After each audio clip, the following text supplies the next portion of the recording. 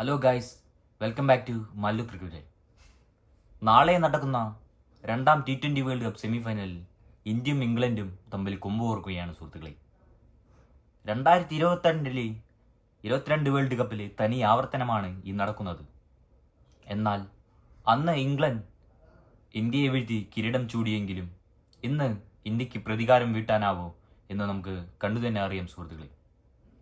ഈ വേൾഡ് കപ്പിൽ ഗ്രൂപ്പ് സ്റ്റേജിൽ തന്നെ പുറത്താവാൻ സാധ്യതയുള്ള ടീം അത് ഇംഗ്ലണ്ട് ആയിരുന്നു.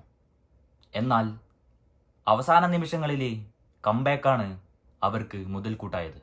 അതേസമയം ഈ വേൾഡ് കപ്പിൽ നമ്മുടെ സ്വന്തം ഇന്ത്യ ഒരു മത്സരം പോലും തോറ്റിട്ടില്ല എന്നാണ് പ്രത്യേകത.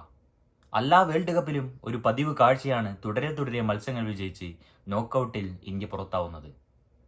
എന്നാൽ ഈ വേൾഡ് കപ്പിൽ അത് സംഭവിക്കില്ല എന്ന് തന്നെ നമുക്ക് പ്രതീക്ഷിക്കാം സുഹൃത്തുക്കളെ. അവസാന മത്സരത്തിൽ നമ്മുടെ ക്യാപ്റ്റൻ രോഹിത് ശർമ്മയും ഫോമിലേക്ക് ഉയർന്നപ്പോൾ ദ സ്ട്രോങ്ങസ്റ്റ് സൈഡ് എവർ എന്ന് പറയാം സുഹൃത്തുക്കളെ.